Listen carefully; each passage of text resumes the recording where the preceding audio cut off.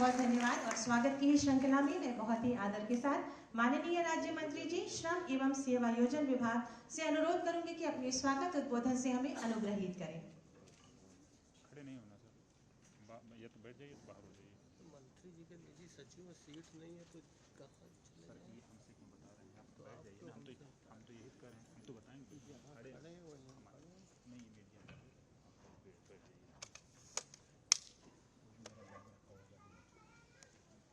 भारत माता की, गिराना मत, भारत माता की, भारत माता की।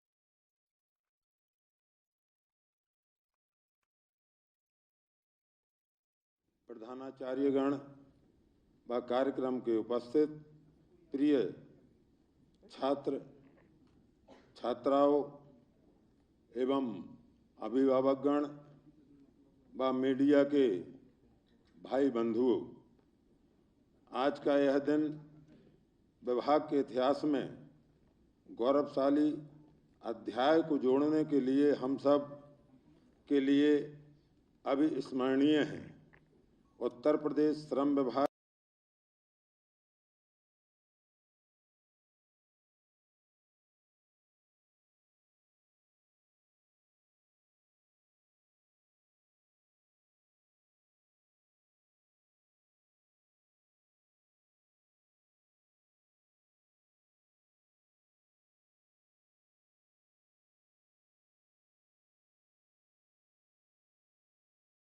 आर्थिक अंतिम पायदान से प्रतिभाओं को चुनकर शिक्षित, प्रशिक्षित व गरिमामयी जीवन के सभी मानकों से परिपूर्ण व्यक्तित्व बनाने हेतु हम माननीय उत्तर प्रदेश के मुख्यमंत्री जी को की भविष्य दृष्टि के अनुरूप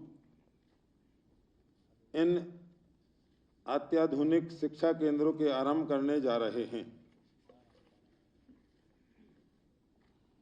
अटल आवासीय विद्यालय सभी सुविधाओं से युक्त विश्व स्तरीय शिक्षा केंद्र के रूप में संकल्पित पूर्णकालिक आवासीय विद्यालय हैं। इन विद्यालयों में CBSE के पाठ्यक्रम पर आधारित पाठ्य चर्चा का अनुसरण किया जाएगा। साथ ही अनेक विशिष्ट गतिविधियों जैसे विदेशी भाषाओं का अध्ययन करना, खेलों का पाठ्यक्रम का अनिवार्य हिस्सा बनाना, क्रिया आधारित शिक्षण पद्धति, सूचना तकनीकी द्वारा वैश्विक प्रशिक्षण व विज्ञान संस्थाओं से प्रभावी अंतरक्रिया का व छात्रों के कलात्मक पक्षों को पूर्ण रूपेण से भविष्य करने हेतु प्रोजेक्ट्स पर कार्य इत्यादि द्वारा इन संस्थाओं को उत्कृष्टता केंद्रों के रूप में विकसित किया जाएगा। व्यावसायिक शिक्षा व कौशल विकास हेतु छात्र की अभिरुचि व मनोवैज्ञानिक पक्षों के वैज्ञानिक आकलन के आधार पर विशिष्ट प्रशिक्षण कार्यक्रमों में उनके सम्बद्ध किया जाएगा, जिसे एडवांस केवल लेवल तक विकसित किया जाएगा। अटल आवासीय विद्यालय का विजन एक संस्कारवान, मूल्यवान व राष्ट्र के आदेशों व सिद्धांतों के प्रति समर्पित युवा शक्ति तैयार करना है। हमारे आवासीय परिसर श्रमिक वर्ग के छात्रों को सहजीवन व सह अस्तित्व की शिक्षा देने वाले व्यवहारिक प्रशिक्षण केंद्र होंगे। हम छात्रों में टीम भावना का विकास कर उन्हें सहचर्य, सहयोग, सामंजस्य व समरसता से युक्त राष्ट्र के वैश्विक अग्रदूत के रूप में तैयार करना चाहते हैं। इन संस्थाओं में केवल अर्थ संचय का जीवन का एकमात्र मानने के स्थान पर समाज व राष्ट्र के प्रति समेकित जीवन दृष्टि का विकास करने वाली दिनचर्या का अनुपालन किया जाएगा। अटल आवासीय विद्यालय माननीय मुख्यमंत्री जी के सशक्त राष्ट्र हेतु एक सक्षम व मूल्यवान पीढ़ी को आकार देने की भविष्य दृष्टि से प्रेरित भविष्य के भारत की दशा दिशा के निर्धारक शिक्षण संस्थान होंगे। मैं विश्वास व्यक्त करता हूं कि यह विद्यालय न सिर्फ देश बल्कि विश्व के में शिक्षा के उत्कृष्टतम केंद्रों के बीच अपना गरिमामयी स्थान सुनिश्चित कर सकेंगे। छोटे मन से कोई बड़ा नहीं होता, टूटे मन से कोई खड़ा नहीं होता। आदमी की पहचान उसके धन या आसन से नहीं होती, उसके मन से होती है। मन की फकीरी पर कुबेर को की संपदा भी रोती है। और 4 लाइन मैं कहूँगा,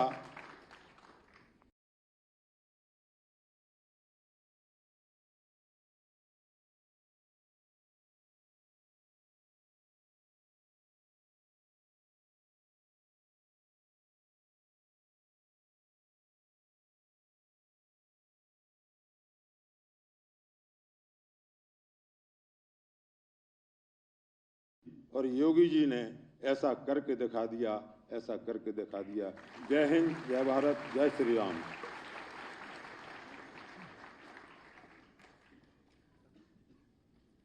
बहुत बहुत धन्यवाद माननीय, आपके स्वागत उद्बोधन के लिए। साक्षरता, सामाजिक न्याय, उत्तरदायित्व तथा नवीनीकरण ये अटल आवासीय विद्यालय के मुख्य स्तंभ हैं। अटल आवासीय विद्यालय की संकल्पनाएं, विशेषताएं, आकांक्षाओं और उद्देश्यों पर आधारित प्रोफाइल बुकलेट का लॉन्च आज माननीय मुख्यमंत्री जी के शुभ कर कमलों से किया जाना है। मैं बहुत ही आदर के साथ माननीय मुख्यमंत्री जी से और समस्त मंचासीन गणमान्यों से अनुरोध करूंगी कि इस बुकलेट का विमोचन अपने शुभ कमलों से करें।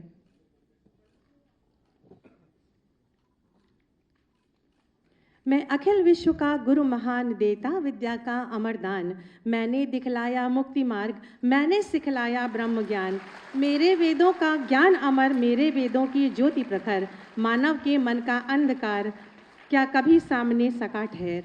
ये शब्द हैं भारत रत्न श्री अटल बिहारी वाजपेयी जी के। बहुत बहुत धन्यवाद, आभार माननीय। अटल आवासीय विद्यालय से संबंधित एक वेबसाइट का लॉन्च माननीय जी के शुभ कर कमलों से होना है। मैं बहुत ही आदर के साथ माननीय मुख्यमंत्री जी से अनुरोध करूंगी कि कृपया माउस क्लिक करके इसका शुभारंभ करें।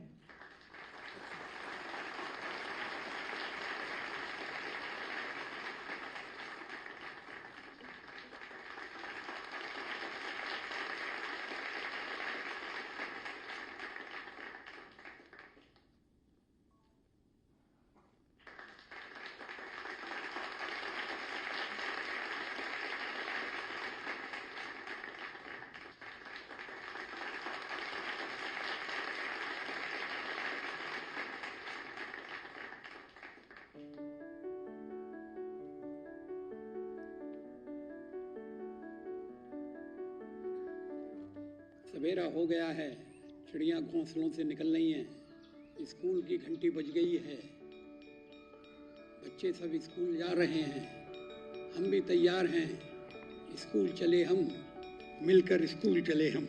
परम श्रद्धेय पूर्व प्रधानमंत्री भारत रत्न अटल बिहारी वाजपेयी जी के सपने को साकार करने के लिए यशस्वी प्रधानमंत्री श्री नरेंद्र मोदी की प्रेरणा से माननीय मुख्यमंत्री योगी आदित्यनाथ के नेतृत्व में अटल आवासीय विद्यालय की परिकल्पना साकार हो रही है। श्रमिकों के बच्चे अब क्वालिटी एजुकेशन से जुड़ेंगे, अपना भविष्य संवारेंगे, साथ ही देश प्रदेश के विकास में योगदान देंगे। एक शहर से अन्य शहरों का रुख करने वाले श्रमिकों के बच्चों की शिक्षा अब प्रभावित नहीं होगी। अब इन बच्चों का स्कूल जाना नहीं छूटेगा। माननीय मुख्यमंत्री योगी आदित्यनाथ जी का मानना है कि विद्या धन सभी धनों में सर्वश्रेष्ठ धन होता है और शिक्षा पर सभी का समान अधिकार है। आजादी के बाद उत्तर प्रदेश में पहली बार कर्मयोगी सरकार ने श्रमिकों के बच्चों को निःशुल्क शिक्षा की सौगात दी है। इन बच्चों को शिक्षित करने की जिम्मेदारी स्वयं उठाई है। जो श्रमिक खाना बदोश की तरह घूमता है, आज लखनऊ में है, अगले दिन अयोध्या में, चौथे महीने वहां से गोरखपुर चला गया, फिर 8वें महीने काशी चला गया, काम कर रहे हैं, काम पूरा हुआ, फिर वो अगले यात्रा पे निकल पड़ता था और उसके कारण उसके बच्चे नहीं पढ़ पाते थे। अब सरकार ने तय किया है ये निर्माण का कार्य करेंगे और बच्चों को स्कूलों में पढ़ाने का कार्य सरकार करेगी। अटल आवासीय विद्यालय पूरे प्रदेश के अंदर सीधे स्थापित किए जा रहे हैं। राज्य के सभी 18 मंडलों में स्थापित अटल आवासीय विद्यालयों में कक्षा 6 से 12 तक निःशुल्क शिक्षा मिलेगी। प्रवेश की पारदर्शी व्यवस्था में ऐसे बच्चे भी शामिल किए जाएंगे जिनके माता पिता या अभिभावक नहीं हैं। गुणवत्ता युक्त शिक्षा के साथ ही हॉस्टल, भोजन एवं प्रशिक्षण से श्रमिकों के बच्चों का सर्वांगीण विकास सुनिश्चित होगा। इन विद्यालयों में 1 करोड़ निर्माण श्रमिकों के बच्चों को शारीरिक और तकनीक शिक्षा मिलेगी। नई शिक्षा नीति का समावेश एवं भारतीय संस्कृति और सभ्यता को प्राथमिकता पर पाठ्य सामग्री में शामिल किया गया है। सुशासन का उदाहरण यह विद्यालय श्रमिकों के बच्चों के सपनों को नई उड़ान देंगे। यह बच्चे संस्कारवान व ऊर्जावान बनेंगे। सबको शिक्षा का समान अधिकार, प्रतिबद्ध है डबल इंजन की सरकार। बहुत बहुत धन्यवाद। अटल आवासीय विद्यालयों में वे बच्चे पढ़ेंगे और आगे बढ़ेंगे जो असमानताओं का देश दंश झेलते हुए आगे बढ़ पाने में असमर्थ हैं। आज हमारे बीच माननीय मुख्यमंत्री जी अपने शुभ कर कमलों से उन बच्चों को यहाँ पर पढ़ाई लिखाई से संबंधित किट और यूनिफॉर्म वितरित करेंगे। मैं बहुत ही आदर के साथ माननीय मुख्यमंत्री जी से अनुरोध करूंगी कि अपने कर कमलों से इन बच्चों को ये किट वितरित करें, इन बच्चों को आशीर्वाद दें।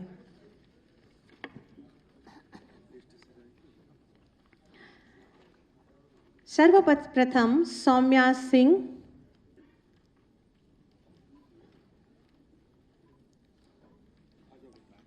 ये लखनऊ मंडल से हैं।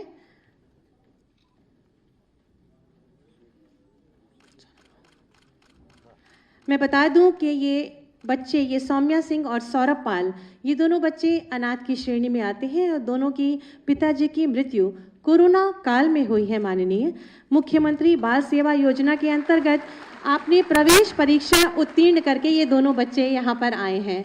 माननीय मुख्यमंत्री जी का शुभ आशीर्वाद इन्हें मिल रहा है।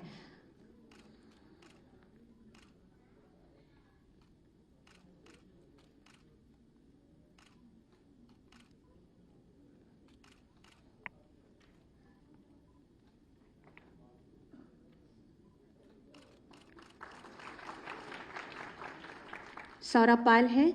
कोरोना काल में इन्होंने भी अपने पिताजी को खोया है। माननीय मुख्यमंत्री जी एक अभिभावक की तरह इनके सर पर आशीर्वाद दे रहे हैं। इनके सर पर हाथ रखकर आप सभी जोरदार तालियों के माध्यम से इन्हें आशीर्वाद दें।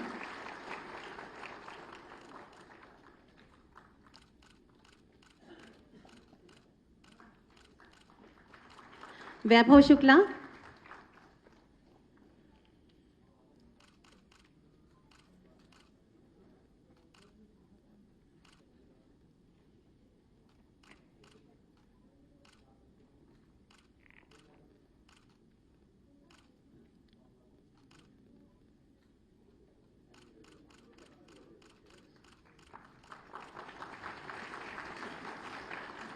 योगेंद्र प्रताप,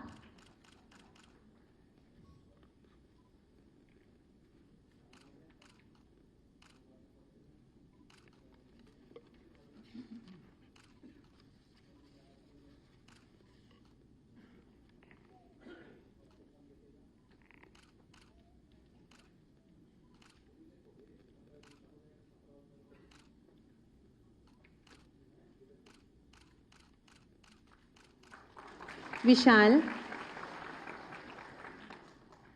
इन बच्चों को माननीय मुख्यमंत्री जी का आशीर्वाद प्राप्त हो रहा है।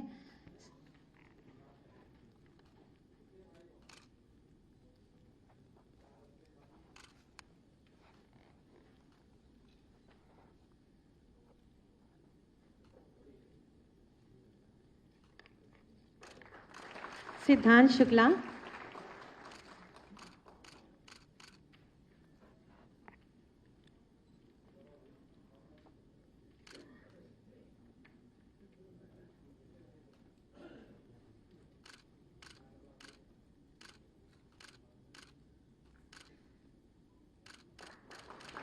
आदित्य सिंह,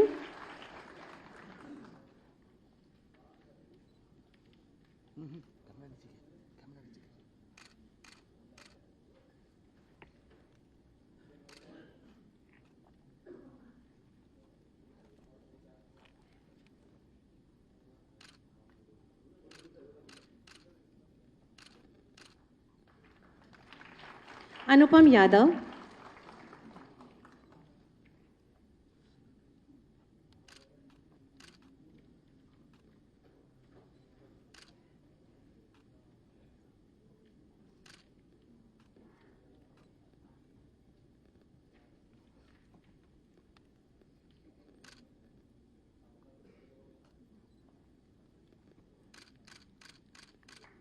आशीष कुमार,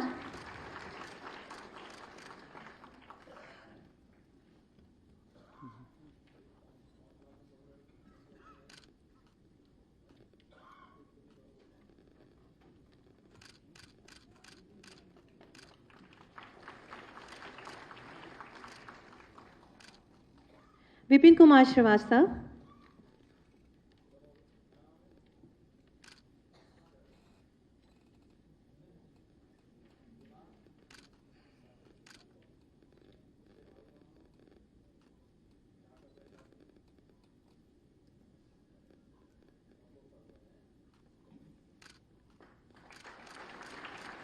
शिव गणेश कसोधन। माननीय मुख्यमंत्री जी सभी बच्चों से व्यक्तिगत वार्तालाप करके उनको आशीर्वाद दे रहे हैं। आप सभी जोरदार तालियां बजाएं इन बच्चों के लिए।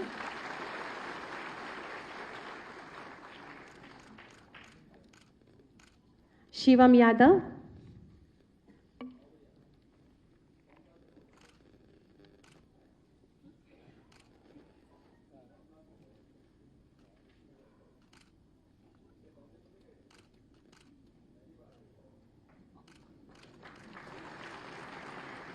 निशी,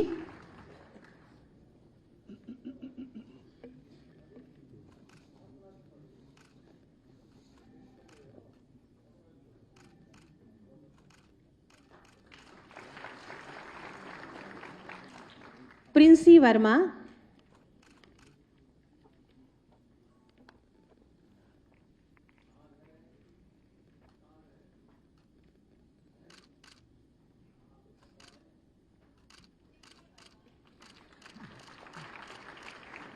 पूनम,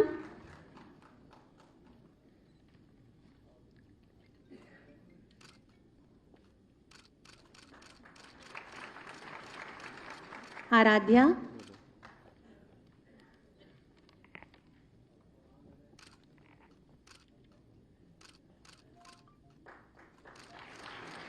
क्षमा,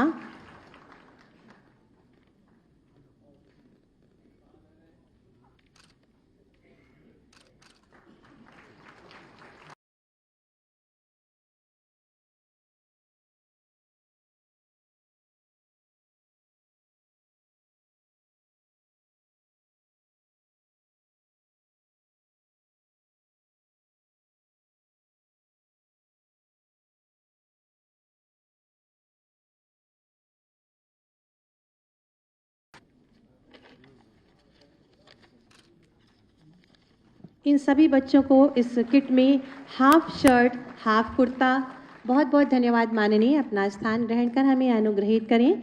इस किट में half shirt, half kurta, trouser, T shirt, track suit, waistcoat, bedsheet, mosquito net, pillow cover, black shoes, white shoes, notebook जैसी तमाम चीज़ें, जो ज़रूरत की सारी चीज़ें हैं, इस किट में इनको माननीय जी द्वारा सौंपी गई हैं।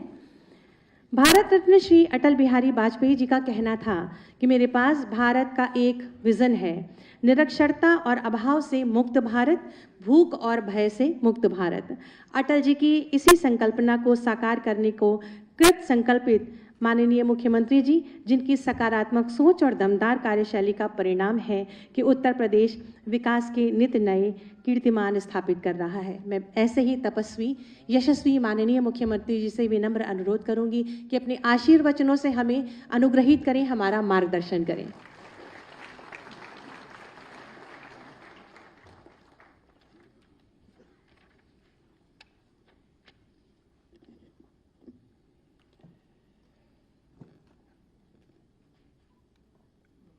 अटल आवासीय विद्यालयों के नवनियुक्त शिक्षकों के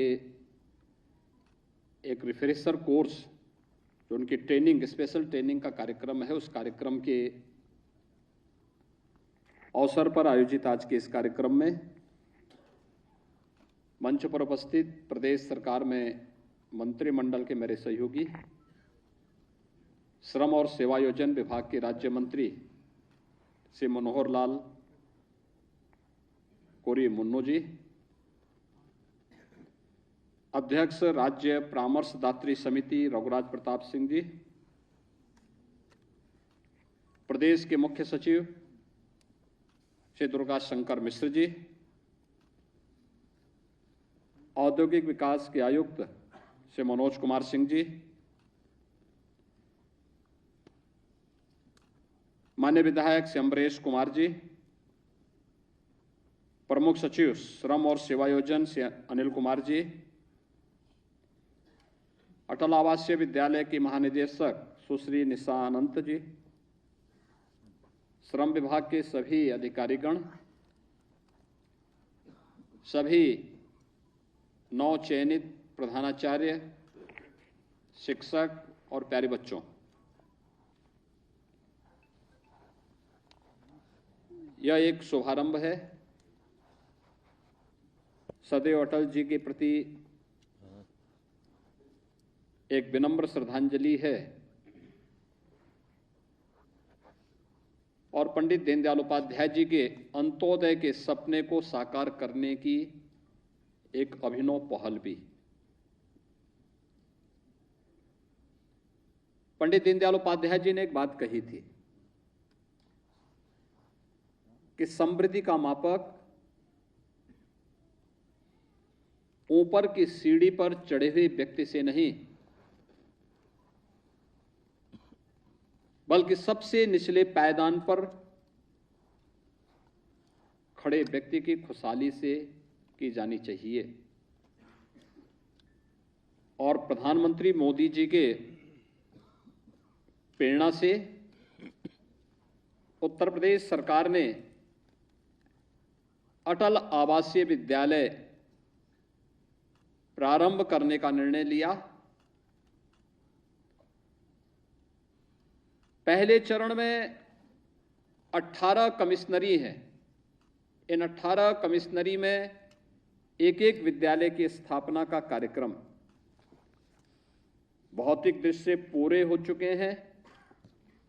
उनका पहला सत्र प्रारंभ होगा और प्रारंभ होने के बाद फिर इसका विधिवत उद्घाटन का कार्यक्रम भी होगा। उद्घाटन के पूर्व जिस टीम को प्रधानमंत्री मोदी जी के विजन के अनुरूप, सदैव अटल बिहारी वाजपेयी जी के व्यक्तित्व के अनुरूप और पंडित दीनदयाल उपाध्याय जी के सपने को साकार करने के इस अभिनव कार्यक्रम का हिस्सा बनना है, उससे संवाद का एक कार्यक्रम रखा गया है। ये संवाद इस बात को लेकर के जो शिक्षक वहां कार्य करेंगे उनका विजन भी क्या होना चाहिए। आपने चयन की प्रक्रिया देखी होगी, इसके पीछे की मंशा क्या है। जो बीओसी बोर्ड में रजिस्टर्ड श्रमिक हैं उनके बच्चों को हम लोग इन अटल आवासीय विद्यालयों में प्रवेश देंगे। कोरोना कालखंड में जिन बच्चों ने अपने अभिभावक को खोया है उन बच्चों के अभिभावक के अभाव में उत्तर प्रदेश सरकार ने मुख्यमंत्री बाल सेवा योजना प्रारंभ की और उन बच्चों को भी हम प्राथमिकता इसमें प्रवेश के लिए देंगे। और ये पहला सत्र प्रारंभ होगा, इस दृष्टि से शिक्षकों को अपनी तैयारी, इस सभी विद्यालयों के भव्य उद्घाटन की अलग से तैयारी होगी, लेकिन पहले चरण में वहां पर प्रवेश की प्रक्रिया पूरी हो जाए, इस दृष्टि से आवश्यक है। और आपने देखा होगा कि जो अटल जी कहा करते थे कि आदमी न बड़ा होता है न छोटा होता है, आदमी सिर्फ आदमी होता है। और उनकी इन भावनाओं के अनुरूप प्रवेश की प्रक्रिया में सब कुछ देखने को मिला है, ये सब कुछ देखने को मिला है। श्रमिक श्रमिक है, वो राष्ट्र का निर्माता है। अपनी मेहनत से, अपने परिश्रम से, अपने पसीने से राष्ट्र के निर्माण में अपना योगदान देता है, लेकिन उसकी जिंदगी खानाबदोश जैसी होती है, भटकता है। आज यहां है, कल दूसरी जगह चला गया। बच्चे भी साथ में घूम रहे हैं, न रहने का ठिकाना है, न बच्चों के पढ़ाने का कोई व्यवस्था है। और इसीलिए पहल की गई है, ये सीबीएसई के पैटर्न पर चलने वाले विद्यालय होंगे, जिसमें लॉजिंग, फूडिंग सारी व्यवस्था होगी। 6 से लेकर 12वीं तक की संपूर्ण शिक्षा का दायित्व सरकार और बीओसी बोर्ड उठाएगा और ये सत्र प्रारंभ होगा। यह जो टीम संबंधित अटल आवासीय विद्यालय के प्रधानाचार्य के नेतृत्व में वहां काम करेगी,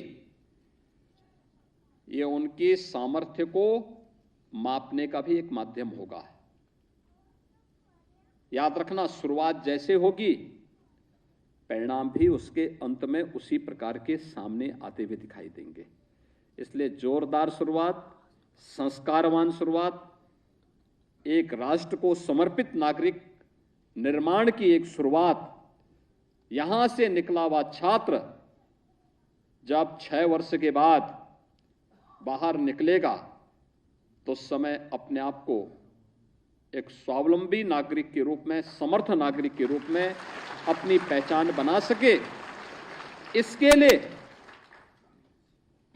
संबंधित अटल आवासीय विद्यालय के टीम का दायित्व बनता है। जो प्रधानाचार्य के नेतृत्व में टीम होगी, उस टीम का दायित्व बनेगा कि वह इस कार्यक्रम को इसी ऊर्जावान तरीके से आगे बढ़ाने का कार्य करे। इस कार्यक्रम में हमें बहुत सारी नई चीजें देनी पड़ेंगी। मैं बार बार कहता हूं, लकीर का फकीर बनने की प्रवृत्ति से हमें उभरना पड़ेगा। कुछ नयापन, नए तरीके से, जो हमें स्वावलंबन से समृद्धि की ओर अग्रसर कर सके। आज राष्ट्रीय शिक्षा नीति आ चुकी है। राष्ट्रीय शिक्षा नीति ने बहुत सारे आयाम शिक्षा के क्षेत्र में खोलने के लिए द्वार खोले हैं। शिक्षा भी, स्किल डेवलपमेंट भी, स्पोर्ट्स की एक्टिविटीज भी। लेकिन क्या उस कैंपस में हम एक ऐसा माहौल दे सकते हैं कि शिक्षक से लेकर के विद्यार्थी तक गुरुकुल की आदर्श व्यवस्था के अनुरूप उस पूरे कैंपस का दायित्व अपने हाथों में लेकर के उसके पूरे कार्यक्रम के संचालन को भी अपने स्वतःस्फूर्त भाव के साथ करते हुए दिखाई दें, ये अटल आवासीय विद्यालय की पहचान बननी चाहिए। हमारी समस्या क्या? समस्या ये हो जाती है, हर व्यक्ति एक दूसरे के ऊपर निर्भर होना चाहता है। मैं देखता हूं बहुत सारी जगह सरकार संस्थान खड़ा करती है, छात्रावास की सुविधा देती है, सब कुछ देती है, लेकिन पानी की टोंटी से पानी निकल रहा है, गिर रहा है। जो लोग उसका उपभोग करते हैं वो इतना अपनी दायित्व नहीं समझ पाते कि पानी का उपयोग तो हम कर रहे हैं, इस टोंटी को थोड़ा बंद कर लें। सरकार सुविधा दे रही है, इसलिए मान लिया जाता है कि ये सुविधा फ्री की हो गई, लावारिस हो गई, उसको अनाथ बना दिया जाता है, जबकि उस सुविधा का उपभोग करने वालों का दायित्व बनता है कि हम इसका दुरुपयोग न होने दें, इसका सदुपयोग करें। अगर पानी गिर रहा है तो उसको बंद कर लें। टोंटी खराब हो गई है तो इतनी सामर्थ्य विकसित करें कि प्लम्बर जब तक आता है तब तक हम प्लम्बरिंग का काम भी सीख करके उस कार्य को स्वयं उसको ठीक करवा लें। यह है आत्मनिर्भरता की पहली सीढ़ी को प्राप्त करने की दिशा में प्रयास। हम लोग देखते हैं भवन पे अच्छा खासा भवन बना है। आप देखिए अटल आवासीय विद्यालयों के भवन हाई क्लास भवन बने हैं, 12 से 15 एकड़ क्षेत्रफल में फैला हुआ है। वहां विद्यालय भी है, स्किल डेवलपमेंट के सेंटर भी हैं, स्पोर्ट्स की भी एक्टिविटीज हैं, मैदान भी हैं, छात्रावास भी हैं, बालक के लिए अलग, बालिकाओं के अलग। लेकिन देखभाल, भवन की साफ सफाई, मरम्मत, कहीं कोई बात होती है, टूट फूट होती है, किन्हीं कारणों से, भौतिक चीज है, कोई भी चीज टूट फूट हो सकती है, लेकिन उसकी तत्काल मरम्मत की व्यवस्था होना। हमें स्वयं भी सामर्थ्य विकसित करनी चाहिए कि अगर कोई ऐसी चीज है तो हम उसकी थोड़ा बहुत हम भी सहयोग कर सकते हैं। भवन सरकार बना देती है, व्यवस्था भी दे देती है। जमीन में तो पेड़ नहीं उगते, लेकिन भवन के ऊपर बड़े बड़े पेड़ उगे रहते हैं, बड़े बड़े पेड़ उगे रहते हैं। कहीं पीपल है, कहीं बरगद भी उग जाता है, और फिर वह भवन जर्जर हो जाता है। फिर एक समय के बाद 15 साल 20 साल के बाद वह विभाग फिर से आवेदन कर देता, साहब हमारा भवन जर्जर हो चुका है, खंडर हो चुका है। मैं कहता हूं यार देखो, तुम लोगों ने जब शुरुआत की होगी तब खंडर नहीं था, तब अच्छा खासा भवन दिया था। और मैं तो ये समझता था कि तुम्हें पहले खंडर होना चाहिए था, इस भवन को नहीं खंडर होना चाहिए था। लेकिन तुम आज भी सरकार पर बोझा बने हुए हो, समाज पे बोझा बने हुए हो, और भवन को खंडर कर दे हो।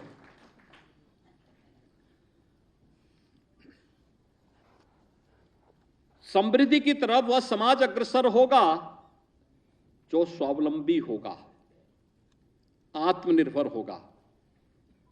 अगर भवन में पेड़ जमा है उसको उखाड़ कर फेंक देना हमारा दायित्व बनता है,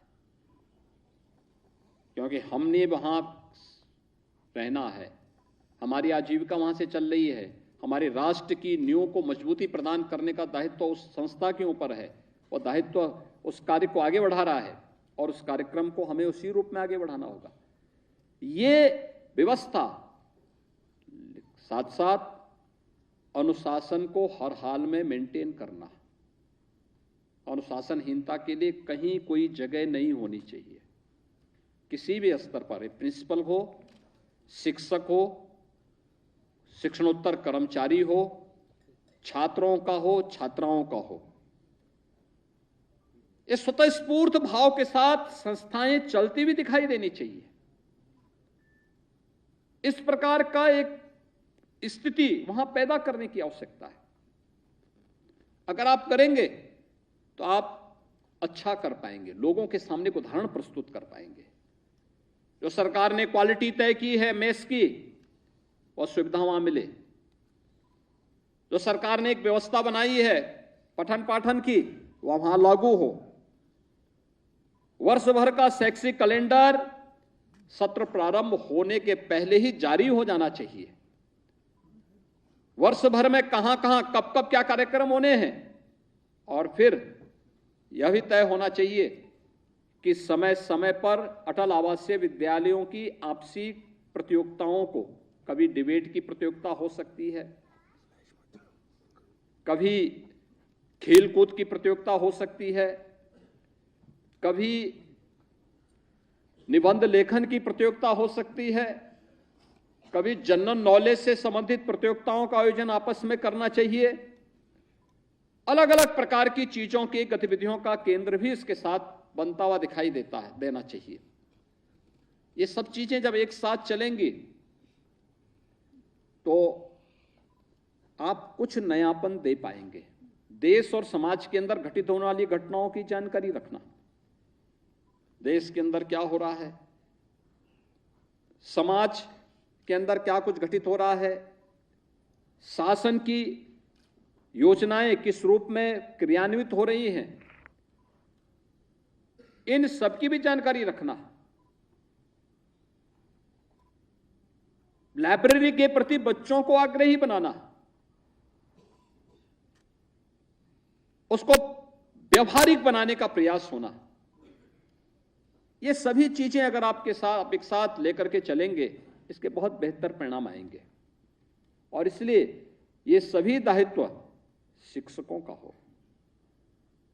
नियमित मॉर्निंग असेंबली हो, प्रार्थना सभा में सब बच्चे आए, एक साथ खड़े हों, वहां पर भारत की परंपरा के बारे में बताइए। आवासीय कैंपस होगा तो आवासीय कैंपस में यह भी व्यवस्था आपको देनी चाहिए कि पर्व और त्योहार के पहले या राष्ट्रीय कार्यक्रम, कोई भी राष्ट्रीय पर्व आता है या सामान्य कोई भी हमारे धार्मिक और आध्यात्मिक आयोजन, उससे पहले प्रधानाचार्य या कोई एक शिक्षक 5 से 10 मिनट का अपना एक भाषण तैयार करके व्यवहारिक चीजें बच्चों को बताएं। 15 अगस्त के दिन आयोजन क्यों होता है, अगर आप बच्चों को बताएंगे नहीं, उसको पता नहीं होगा। एक दिन पहले बताइए और अगले दिन के कार्यक्रम में सबको सहभागी बनाइए। कार्यक्रम अचानक नहीं होगा, रिहर्सल होना चाहिए।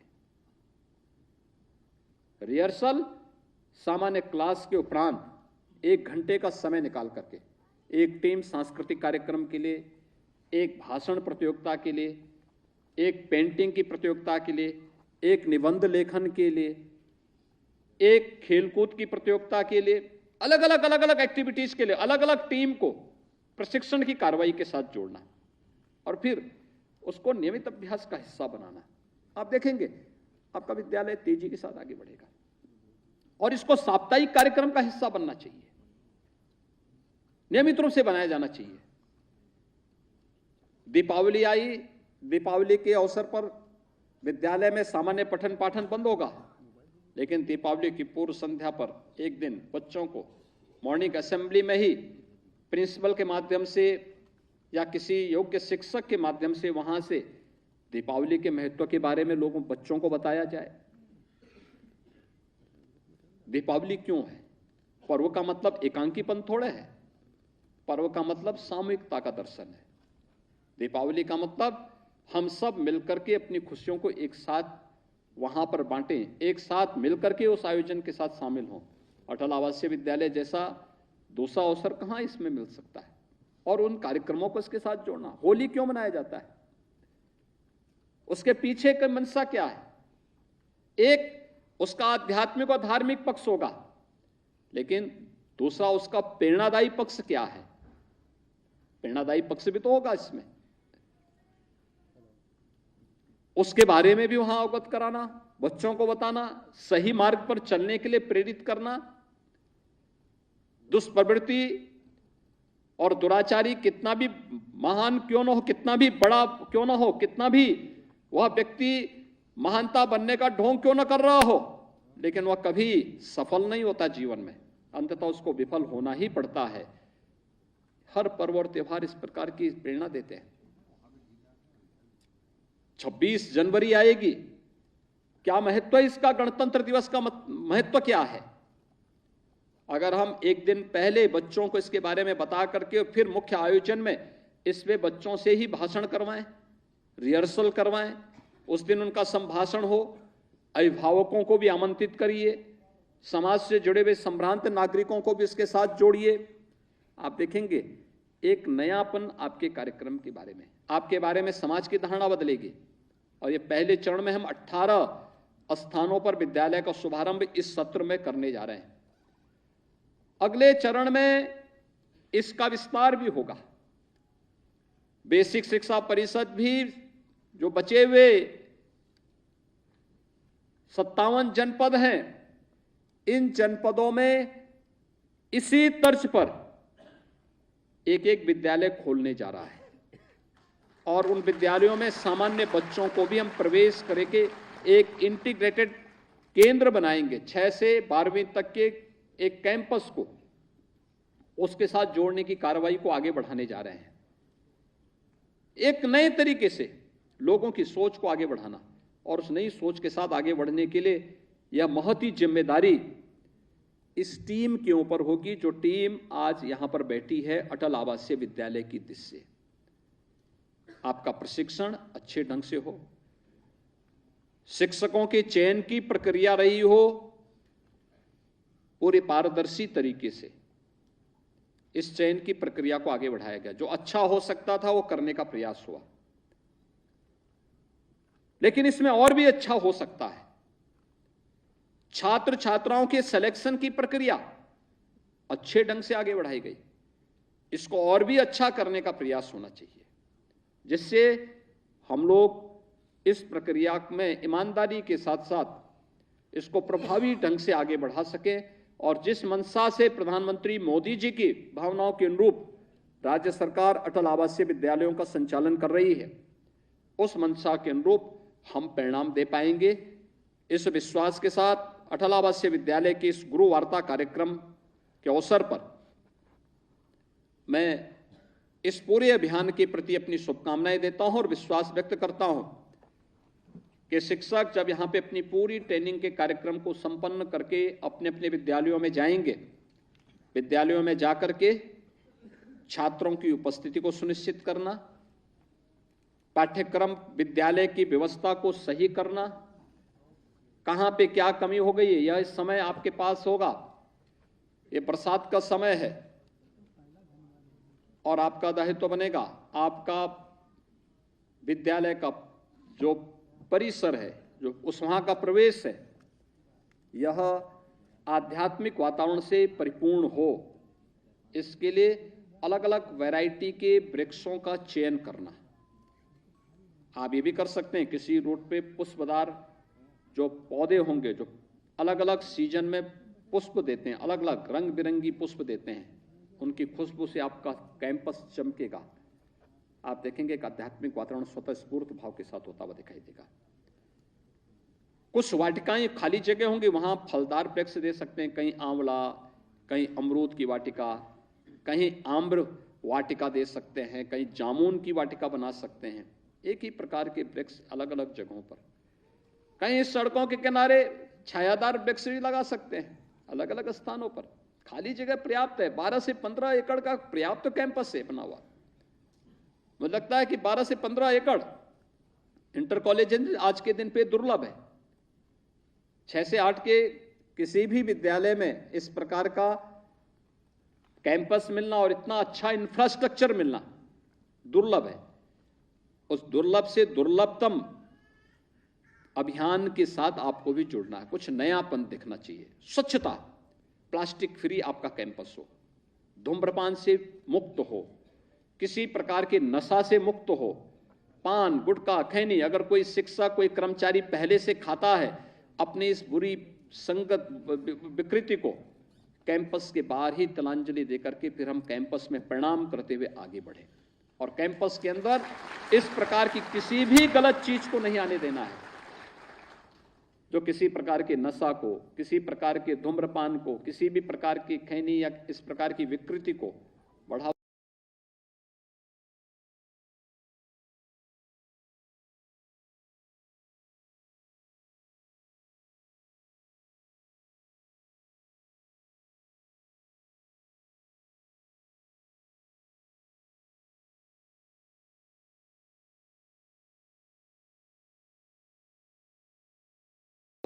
खैनी खा करके कैंसर इंतजार कर रहा है। क्या विकृत चेहरा होता है उन लोगों का, पूरा सड़ चुका होता है। यह बताने की आवश्यकता है। कैंपस में अच्छा सा वातावरण तैयार करना, गुरुकुल जैसी परंपरा की शुरुआत है। भारत की प्राचीन गुरुकुल की परंपरा जिसने भारत को शिक्षा के क्षेत्र में ही नहीं, समृद्धि के क्षेत्र में भी विश्व गुरु बनाया था, और उसकी आधारशिला रखने का कार्य ये अटल आवासीय विद्यालय करने जा रहे हैं। इसके पीछे प्रधानमंत्री जी की प्रेरणा है, सरदेव अटल जी का नाम है, और पंडित दीनदयाल उपाध्याय जी का संकल्प है। इन सब को अगर हम आगे बढ़ा पाएंगे तो आने वाली वर्तमान और भावी पीढ़ी का बहुत बड़ा कल्याण हो पाएगा। और शिक्षा के क्षेत्र में एक नया मॉडल प्रदेश सरकार श्रम विभाग के माध्यम से देने में सफल होगा। इस पूरे अभियान के प्रति, इस पूरी टीम के प्रति मेरी शुभकामनाएं हैं और विश्वास व्यक्त करूंगा। ये सभी अटल आवासीय विद्यालयों में मैं स्वयं भी भ्रमण करने जा रहा हूं, सब जगह आऊंगा मैं, सभी 18 के 18 कैंपस में।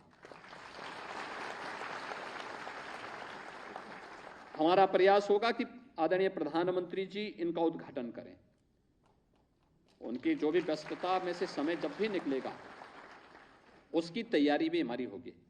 इस दौरान अपने कैंपस को बेहतरीन बनाने की तैयारी होनी चाहिए। अच्छा, साफ सुथरा, प्लास्टिक फ्री, कोई प्लास्टिक नहीं वहां उपयोग करेगा, कोई गंदगी सड़क पे नहीं दिखाई देगी, छात्रावास में कहीं गंदगी नहीं, बाथरूम साफ सुथरे होने चाहिए, किचन साफ सुथरे होने चाहिए, बेतरतीब कपड़े जहां तहां टंगे नहीं होने चाहिए। इस प्रकार की एक व्यवस्था का कार्य हम वहां पर देने का कार्य करेंगे।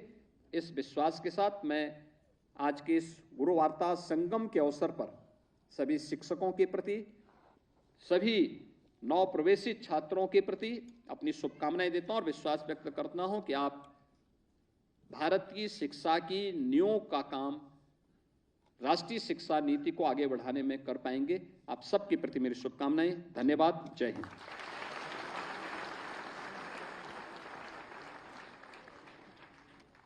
बहुत बहुत धन्यवाद, आभार माननीय आपके प्रेरणादायी उद्बोधन के लिए। मैं अनुरोध करूंगी प्रमुख सचिव महोदय श्रम एवं सेवा योजन श्री अनिल कुमार जी से कि अपने धन्यवाद ज्ञापन से हमें अनुग्रहित करें।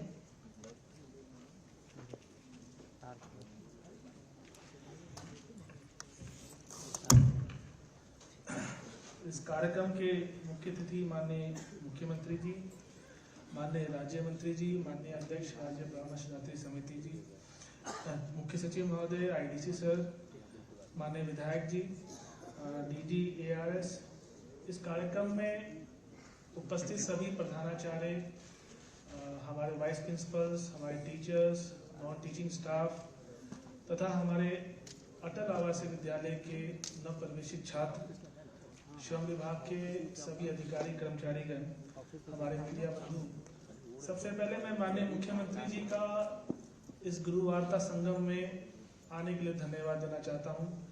उन्होंने अपने कीमती समय में हमें समय दिया और निश्चित रूप से उनका आना हमें और ऊर्जा देगा और इन अटल आवासीय विद्यालय को संचालित करने में हमें और प्रेरणा देगा।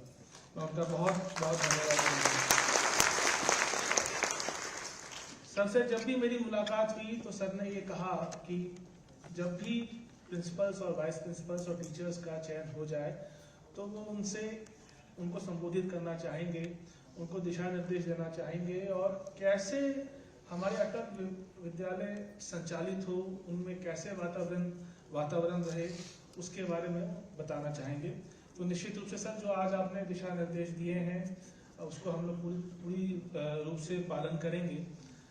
सर का हमेशा ये कहना है कि हमारे जो छात्र हो वो आत्मनिर्भर हो, आत्मस्वावलंबी हो, हमारे जो कैंपस है वो स्वच्छ रहे और उनमें एक ऐसा वातावरण क्रिएट हो जिससे बच्चा ना सिर्फ शैक्षिक रूप से बल्कि उनका कौशल का भी विकास हो।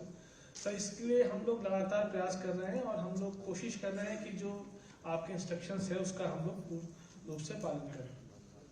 सर पिछले 3-4 महीने में काफ़ी एक्टिविटी इन विद्यालयों के बारे में हुई है। हमारे मेस के बारे में, मेस की जो हमारे वेंडर्स है वो फाइनल किए गए हैं, फैसिलिटी मैनेजमेंट का फाइनल किया गया और जो भी उपकरण और साज सज्जा हमारे इन विद्यालयों के लिए आवश्यक थी उनका हम लोगों ने अंतिमीकरण किया है। सर आपको बहुत बहुत धन्यवाद कि आपने हमें समय दिया। मैं इस कार्यक्रम में माननीय राज्य मंत्री जी का भी धन्यवाद देना चाहता हूँ। हमारे अध्यक्ष राज्य परामर्श दात्री समिति आए हैं, उनका भी धन्यवाद देना चाहता हूँ। विशेष तौर पे मैं चीफ सेक्रेटरी सर का भी आभार प्रकट करना चाहता हूँ, क्योंकि जब भी हमें कोई मार्गदर्शन की आवश्यकता थी या कहीं हमें समस्या आ रही थी तो हम सर के पास जाते थे और तुरंत वो उसका निराकरण करते थे। लगातार अपनी समीक्षा बैठकों में उन्होंने इसको अनुश्रवण कराया और फील्ड में जो इश्यूज थे और जो भी हमें सिस्टमेटिक दिक्कत आ रही थी उस पर उन्होंने हमेशा हमें सहयोग दिया, मार्गदर्शन दिया, दिशा निर्देश दिया। उनका मैं बहुत बहुत धन्यवाद देना चाहता हूँ। और मैं सर आईडीसी सर का और हमारे सभी श्रम विभाग के अधिकारियों का, क्योंकि इसमें काफ़ी सारी एक्टिविटीज़ फील्ड में हुई है। हमारे बच्चों का चयन और हमारे जो भी वेंडर्स का चयन है, बाकी जितनी एक्टिविटीज़ है फील्ड में हुई है, उनका भी मैं आभार प्रकट करना चाहता हूँ। सर पुनः बहुत बहुत धन्यवाद। और हम आपको विश्वास दिलाते हैं कि जो आपके दिशा निर्देश हैं उनको हम पूर्ण रूप से पालन करेंगे। बहुत बहुत धन्यवाद सर।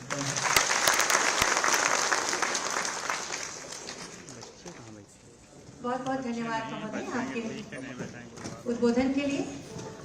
मैं माननीय मुख्यमंत्री जी से अनुरोध करूंगी कि कृपया एक समूह चित्र हमारे इन बच्चों के साथ खिंचवाने की कृपा करें, अपना आशीर्वाद बरसाएं।